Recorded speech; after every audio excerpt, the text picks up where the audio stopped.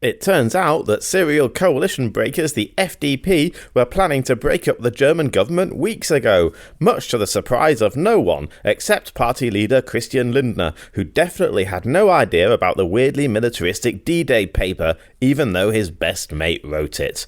Meanwhile, forget about coming to Berlin to make art. The new government here has decided that austerity is a brilliant idea and always wins. Oh well, at least Megan and Konrad have some festive tips to ease you in. Jingle bells. In Berlin's heart, where news is unveiled, Megan and Konrad with German tales. The German news, it's tough to bear, but with Megacans, they're ready to head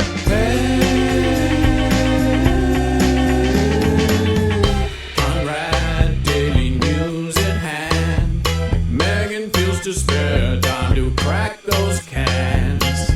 With each sip she takes, the mag is her shield. But will it last the news? 'Cause that was the deal.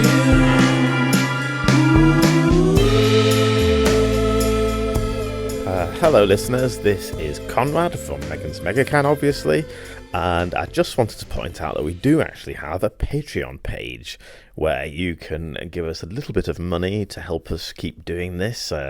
We have to buy cans of cocktails every now and then, and just wanted to say that if you would like to give us a little bit of cash online, it would be very much appreciated. You'll find us under patreon.com/Megan's Megacan.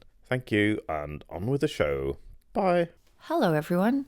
It's time for another episode of Megan's Megacan. My name is Megan, and I'm here in Berlin with Konrad Werner. Hello, Konrad. Hello. How are you today? I'm very well, yes. Good.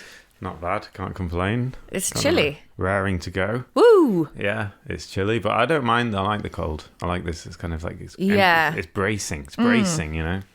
I don't mind. It stopped raining as well. I mean, I know we need the rain, but I don't like cold winter rain, but No. I like the cold snap in the air. I do. I'm a big fan of that. it does. I need to get a bit warmer of a jacket, I think. All right. I'm having a pre-festive pause from alcohol. Oh, good. Try and stop myself from just sliding into just chaos. So I thought we could have a 0.0 Kronbacher Radler because I also wanted a bit of juice. So Okay. here you go. Okay. I'll open it for you. It's probably a good idea. I also need to slow down a little bit, just generally. You know, like when you've not had a drink for ages and then you suddenly really want a drink and then it feels a little bit too good. Yeah, precisely. And I think that's not a good sign when it feels that good and then you kind of like... Anyway, cheers. And this is, naturally isotonic. So it's basically, as I understand isotonic drinks, like running a marathon. So it's like this basically a health drink. It's also pretty fucking delicious. It's all right, yeah. Though it feels strange to drink one in the winter because this is like such an evocative taste of summer. But Yeah. anyway. This is like sitting around in Mauer Park. Oh, or well, I would something. never sit in Mauer Park because it's too busy. Where would you sit? Görlitzer Park. Maybe Görlitzer, maybe Tempelhof, Hasenheide. Oh, well, we've got that to look forward to. Yeah, hopefully. So let's start with the festive tips so everyone could just turn off if, understandably, you're not wanting to hear any politics at the fucking arse end of 2024, which has been another absolute shocker in terms of politics. And the decisions people in charge continue to make and the people we continue to choose to be in charge. So, festive tips. Can we have an update on your trip to I think it's still my favourite Christmas market in Berlin, which just on vibes like the Gendarmenmarkt one, which is on Bebelplatz at the moment, confusingly. It's the gated community of Christmas markets. It is. So you have to pay to get in. How much did you pay? €2. Okay, so it's still €2. Yeah. Which I think is quite, it's fine. Yeah. A few days before, I had been to Nuremberg, which is, for many people, is the home of the Christmas market. Because I've been to the Christmas markets in Nuremberg. The Christkindl market there is one of the most famous ones in the world. And Nuremberg is also it's Bavaria, so it's all very Christmassy anyway. And I did notice, and also the whole centre of Nuremberg is pedestrianised. Quite a lot of it is pedestrianised, and you've just got this old town. So they turn the whole centre, even when the Christkindl market is not open, they turn the whole centre into a kind of Christmas market. And my first stop in any Christmas market is the sugared almonds, the gebrannte Mandeln. Oh, yeah. Sugared roasted almonds. Yeah. And I like to just get that, then it sort of sets me up for the rest of the market. You know, I do that, but with Glühwein, obviously. So then I can, I did notice that the ones in Nuremberg were about a third cheaper than the ones in Berlin, and the ones in the Bebelplatz, they were very expensive. You know, it's like everything in Bebelplatz / Gendarmenmarkt is ridiculous, too expensive. It was like €7 for 100 grams. That's insane. Yeah. That's ridiculous. That's crazy. I think they were about that. I was in Prague at the weekend, and I was at the Christmas market there, which I was really excited for. And I don't want to no shade to Prague. It's obviously the most beautiful square in the world. I love Prague. Was not that impressed with the Christmas market, I have to say. And their almonds were like €6, and that's Prague. Like, you can get the best beer in the world. Like, they essentially pay you to drink it.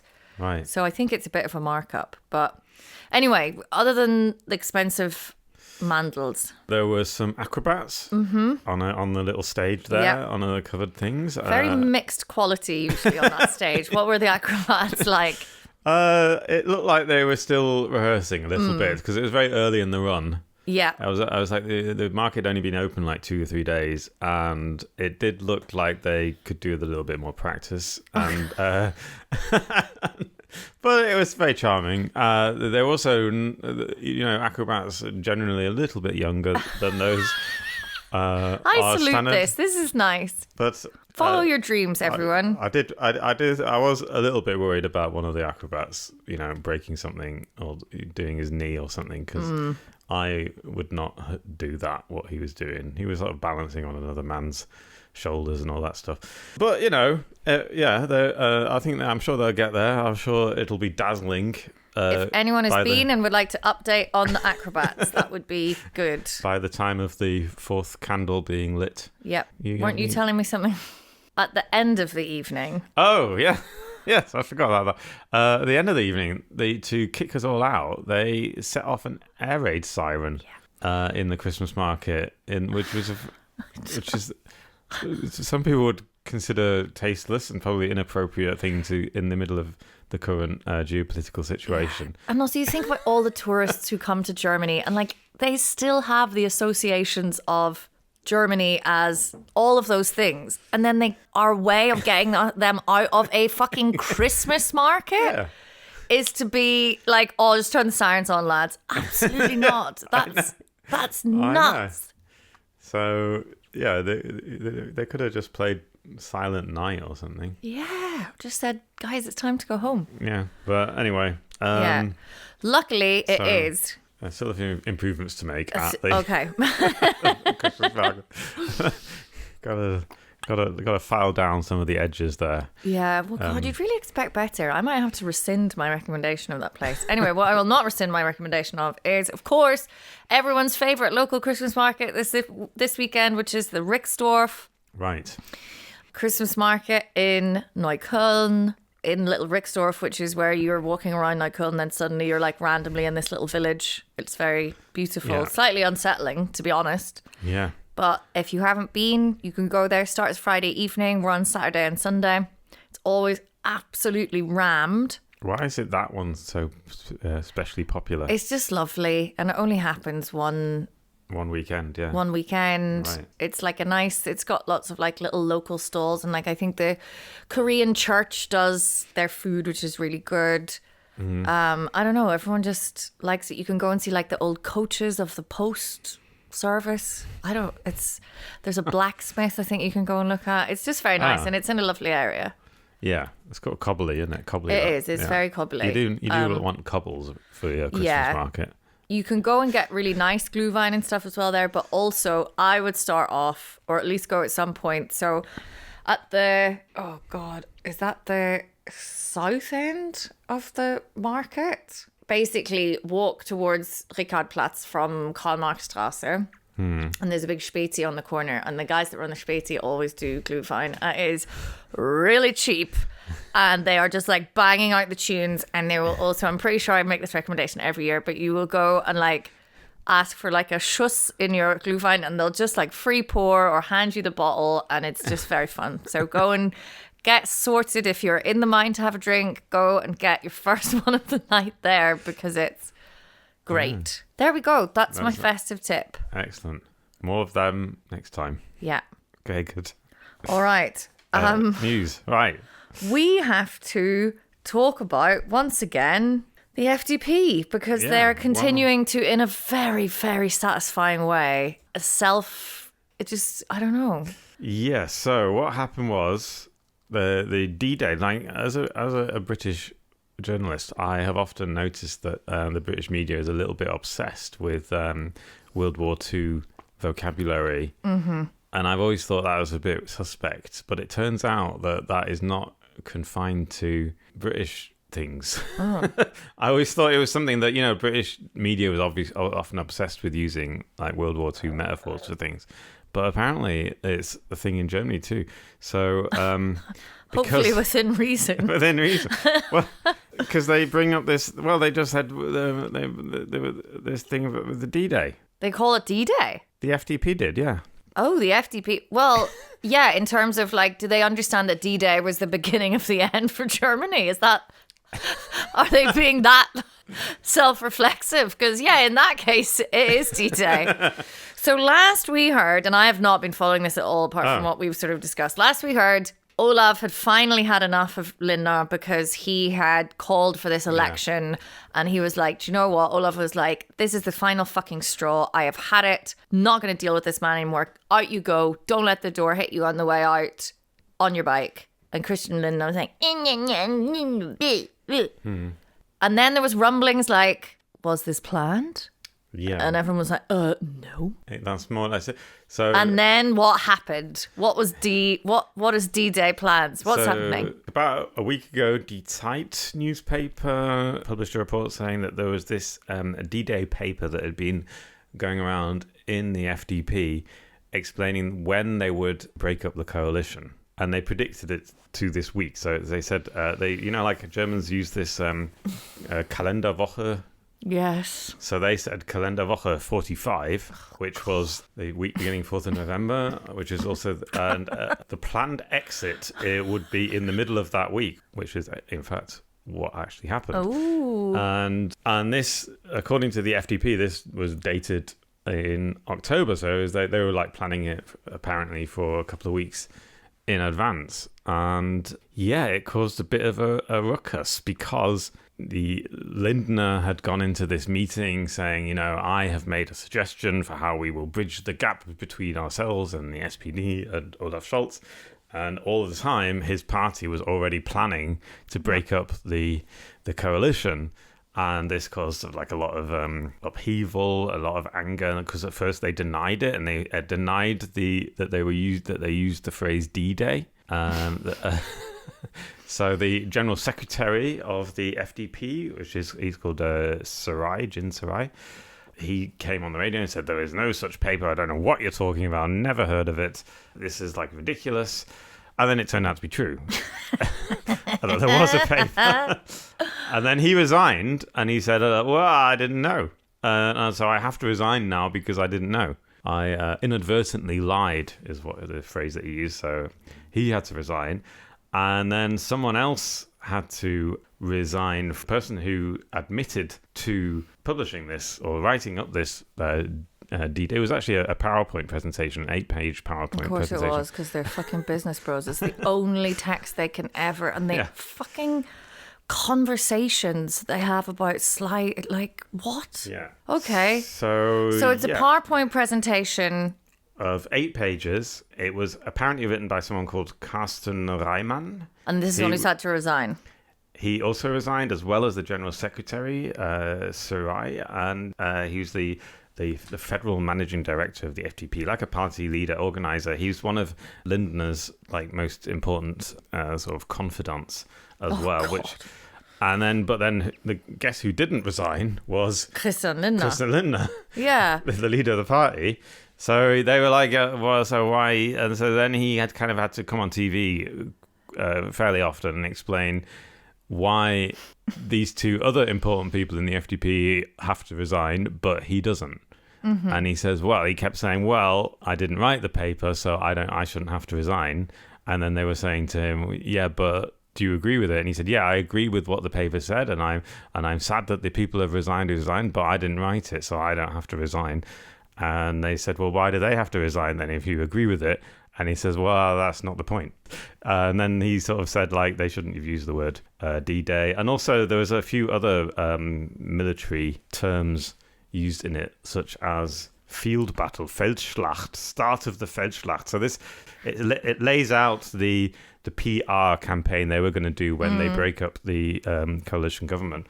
And so there's a whole statement which was going to be Christian Lindner's statement, which is like a whole page is just his statement where he explains why the FDP were going to break up. And the reason why this is all very rich coming from the FDP is because they were having a go at Olaf Scholz for reading off his speech from a teleprompter when he was doing his statement to the nation, explaining why he had sacked Christian Lindner, the finance minister, as finance minister. And they said, well, it says, oh, he'd prepared his speech, Whoa. Yeah, probably in his therapy sessions.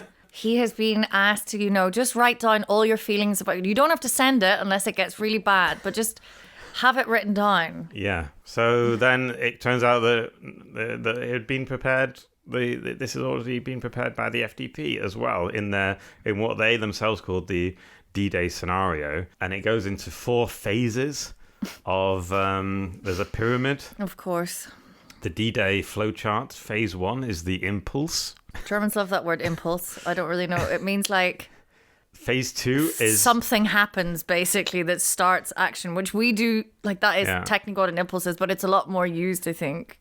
Yeah, in teaching, it's used a lot. It means like they actually do it. It's like the impulse is they actually break up the coalition. Okay, yeah. Phase 2 was to set the narrative qualitatively.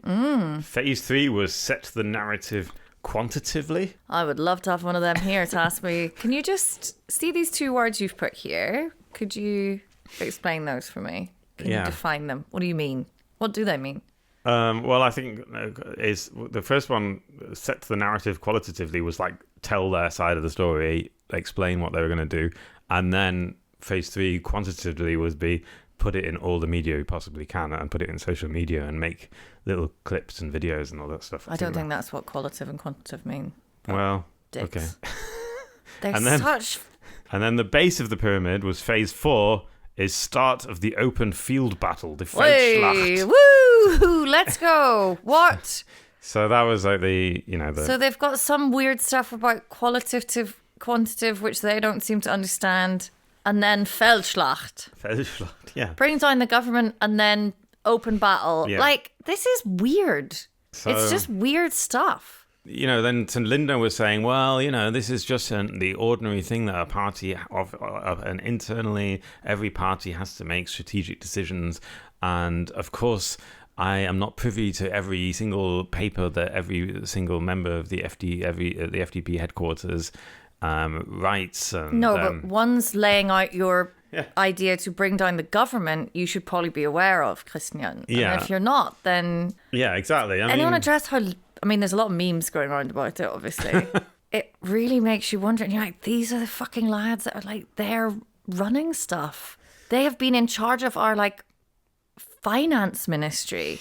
And they do little triangles and talk about setting the narrative. What is that? And also pretending to be a finance minister and running the government when in fact all along you're planning to bring down the government, it just doesn't look good and further erodes people's faith in political parties and everything. Do you think it's eroding people's faith in the party? Do you think Lindner's going to take a lot of... No one seems to be able to look at this and say, oh, well, actually, they've kind of got... I can see what they're doing here, or... And the polls are they're tanking. Exactly. In fact, prominent members of the FDP have been coming out and publicly criticizing Lindner now. For example, former German Interior Minister Gerhard Baum, he accused the FDP leadership of making serious mistakes, and he says, our political program has been irresponsibly narrowed. The FDP is on the road to self-destruction. And he said that the party is putting its own credibility at risk. This is a former FDP minister. And then someone, the deputy leader of the FDP in Mecklenburg-Vorpommern, also said Christian Lindner may be the right leader to lead us into the next election, but only if he finally admits his mistakes and acts self-critically. Yeah, he might be a long time waiting for that. Wouldn't hold my breath up in Mech-Pom. And if that doesn't happen, a fresh start in terms of personnel is inevitable, she said. That's Julia Christen-Pittasch. Yeah, meanwhile, Carsten Reimann, who wrote this paper, he has apologized. He apologized to the leadership party and then publicly apologized.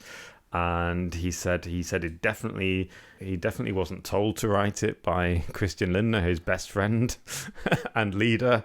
And basically no one believes him, and no one believes Christian Lindner didn't know about it. But that's the line that they're sticking to for now. It's all a bit of a scandal.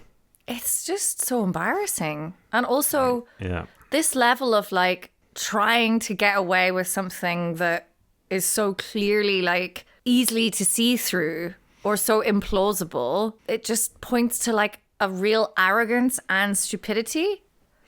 We're just like, how did you think you were going to get away with this? Yeah. And it is shocking when you realize like this is the person who's been like, we don't have a budget for next year.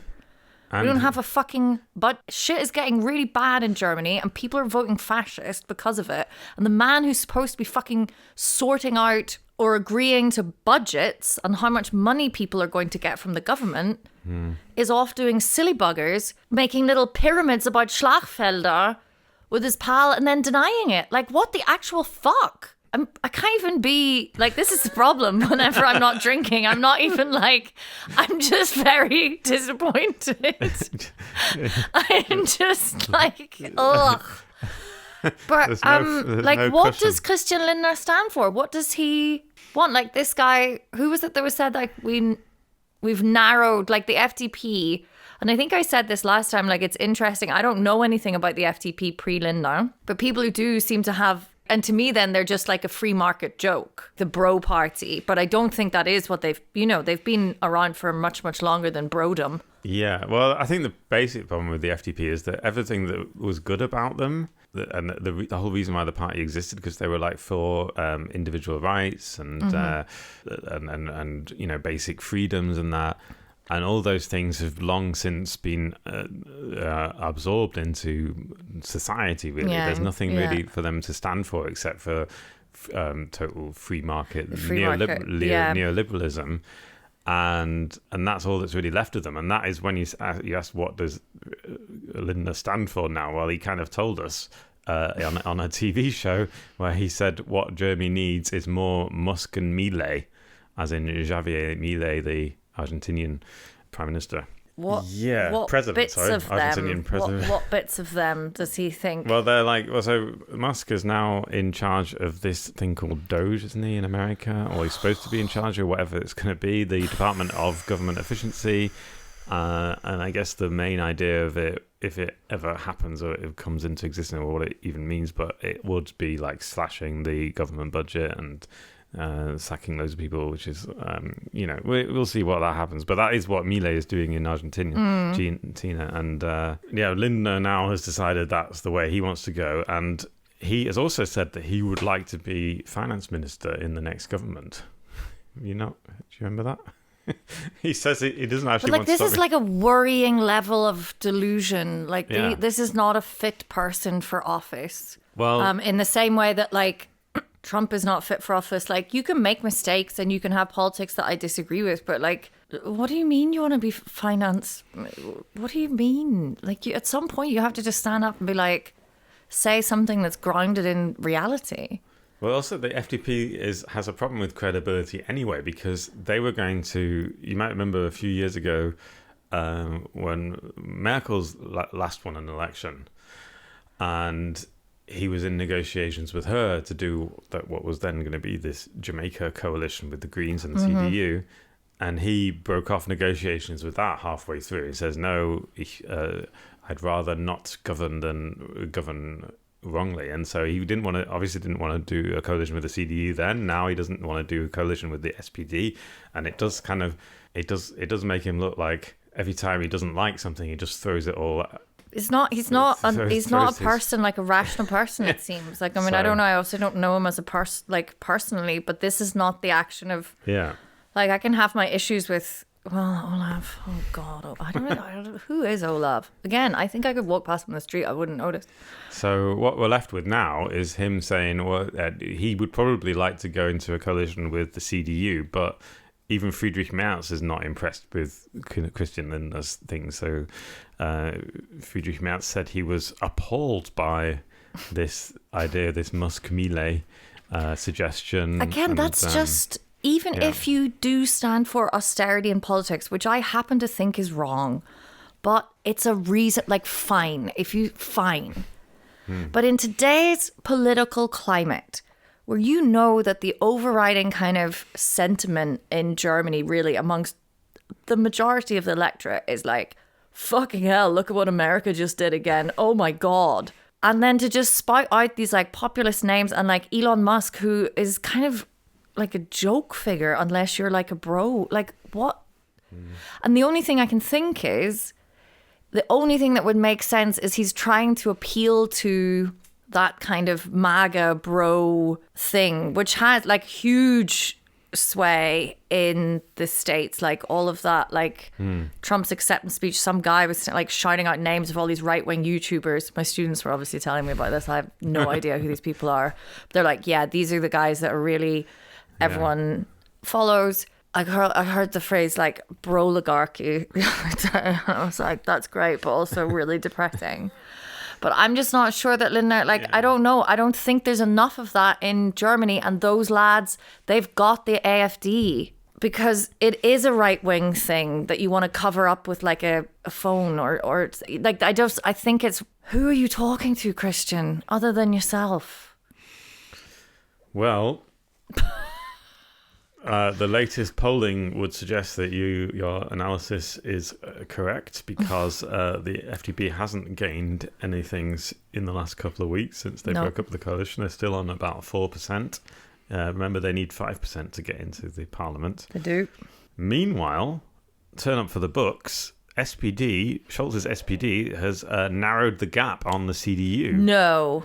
And now the CDU is on 30% and the SPD is on 18%. All the right. latest poll, which was a week ago, SPD was like below 15% and the CDU was above 33%. Okay. The AfD is also, the AfD is on 19%, according to this poll that came out yesterday. And the Greens have also picked up 1 point, up to 13%. So... it could still get interesting with the election. Well, it'll probably be the most likely outcome now at the moment seems to be, like another grand coalition type situation, CDU, SPD, with Merz as chancellor. I mean, it's not Trump. No. So, fine. It's all fine. Get the AfD, keep them down. Stop letting them be a fucking thing. I will tell you though, and I do think, because I made this point, being in Prague, we are under a so-called progressive liberal coalition, right? And we are still getting fucking racially profiled at the borders of EU countries. You either get taken in and your passport checked on the bus now by police officers with guns on the bus with you. It's quite upsetting to be right beside a gun. And I grew up in Northern Ireland where all our police officers had guns, so it was fine. Or what actually happens, which the last time we were on a very empty bus and we pull in and they go, how many people have you got? Like, eight. And he's like, 8 Germans and Czechs. And they're like, fine. And I sort of made, like, my partner and I like made this kind of like, oh, you know, he was like, well, of course that's what they're doing. And I was like, yeah, but we need to fucking mention this every single time and like be disgusted because this is what they did in the 30s, where it's just like, yeah, you know, and then it creeps in. Like, it's disgusting. So this was on a bus going... This is on a bus, like a Regio jet, which otherwise I cannot fault. That is like one of my tips. Go to Prague on Regio jet bus. It's amazing. Oh, yeah. Free coffee, free water. They'll sell you icy cold Pilsner Urquell out of a vending machine for €1.50. Wow. With a card, because it's Czech. It's all Czech. But the fact that you just get waved through because you've not got any brown people on the bus, like that's the actual reality. Yeah. Like an actual true story from this weekend at a fucking EU border, Czech Republic or Czechia. What is it? Yeah. I think you're still allowed to say Czech Republic, but it's Czechia, isn't it? Czechia. Yeah. To Germany. Like that's the SB. Like this is what happens when we move to the right. Like it's gross. Sorry, that was just... No, I totally agree. Speaking of moving to the right, in Berlin now we have a CDU mayor. Boo. With the SPD. Boo. And they have brought in a new budget. Yeah. And they want to cut loads of stuff, and it's like heralding this new age of austerity in Berlin. Mm-hmm. The culture budget is going to be cut the most, possibly by as much as 10%, and also transports. So the BVG is going to have its budget cut, which is going to look really bad. And then things like the Sozialticket, which is the ticket for low-income earners, I believe. That is going to go possibly up to, is it now at €9 a month, and it could go up to 29. Oof. So they're kind of talking about that, but it's and it's like it sounds quite. Do you have scary. The figures for the education budget there, just out of interest? Oof, no. Okay, I think there's a whole because we're supposed to be getting a pay raise, and then maybe we won't. And I'm just interested because obviously the education secretary or the Minister for Education is sleeping with our mayor. So you would hope that we could get some... She could lobby. Come on, Katarina. Come on. Why are we in this? I'll Google it quickly. Bildungsetat Berlin. In the meantime... Yes, sorry. It's really yourselves. shit because Berlin is a cultural... Berlin's not really got anything other than culture. It's... Yeah. Not ugly. I don't think it's ugly, but it is also very ugly to the untrained eye.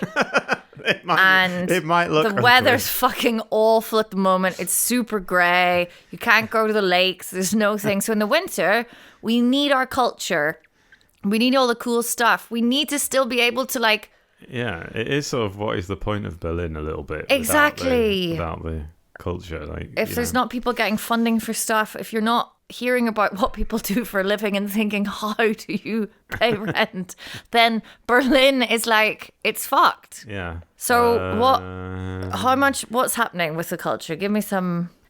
So the biggest culture part of the culture thing is the opera houses, right? There's 3 opera houses. Mm-hmm. They get the most money because there's a lot of them, and they have to take a cut of 15 million euros, which means, amongst other things, that the renovation of the Komische Oper probably won't happen. And then there's like a lot of it's a much bigger problem really for the sort of the freelance scene, where because a lot of them depend on sort of like project funding. So you apply for funding per project or per show or whatever you're doing. And if the local councils get all that cut, then basically there will be no money for freelance artists. Yeah. This is actual like trickle down economics. It only works this way. Yeah. It does not work the other way. I suppose on the good side of this is that the social affairs, social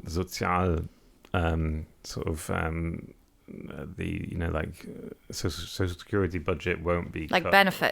benefits And stuff like that. They will only be cut by a little bit, by something like 3% rather than Oh, 10%. at least we're still cutting it though, because honestly, there's been far too few people seemingly struggling in these streets these days. So, get...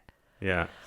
And- the club commission has said that this is likely to cause a lot of clubs to close in Berlin because they're already struggling with rising costs and everything. Yeah. And they also depend on a bit of public money. And so a lot of the Berlin club culture could really suffer.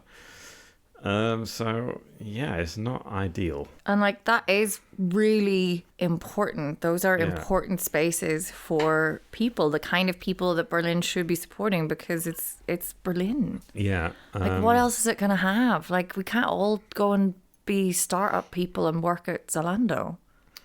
And in the meantime, they have agreed, the CDU and SPD have agreed that they would like to raise a few taxes as well because they need more money. So they is it just that they don't have any money? Is this is Berlin still really what? Yeah. Why don't we have any money? I know.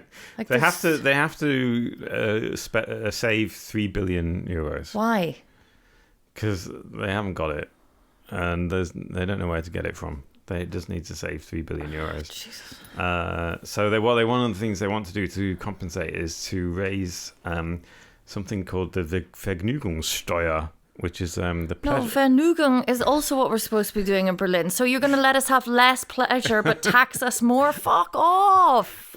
Wait, hang on. The Vergnügungssteuer is mainly fruit machines and stuff. That's no! That's betting taxes are going to rise. Betting, that kind of tax. That's I thought it was just, I don't know what I thought it was, but I was very against it. But it will also include some venues too. So there'll be a tax on tickets for venues and stuff. It's already bloody expensive. Yeah. Surely there are other ways of doing this. And there are certain other options. They want to raise the tax on people who have 2 flats. So people who own more than 1 flat. Maybe the ones who own more than 3,000. Can we tax the shit out of them? And then there's other stuff that they can hope to make money off, like parking fees and stuff. It's not that much. Anyway, so it is going to be quite bad for Berlin, it's definitely things like new cycle lanes. Forget about it. All that stuff, the whole transport stuff is going to be cut. Yeah. Right. Maybe they should start taxing Christmas markets and things. Maybe they're I don't know. I clearly have no idea, but I just feel like there's other places that this money should be coming from and it won't be. And they could tax those bloody gebrannte Mandeln. They're already really expensive. Yeah, people won't mind. Just put another surcharge on top of those. Oh, God. The sugared almond tax. Yeah. I mean, and Glühwein, also quite expensive for how much you get. You only get 0.2. You do, yeah. And it's a tiny little cup. And you pay an extra €1 for the cup, and you can't take it back after 10 p.m. is what I found out. Oh no! So you paid €3 for those cups. Yeah, that's right. Yeah, you paid. They're really expensive. So I ended up paying €7 for a small cup of hot wine, and then I took home a slightly tacky cup.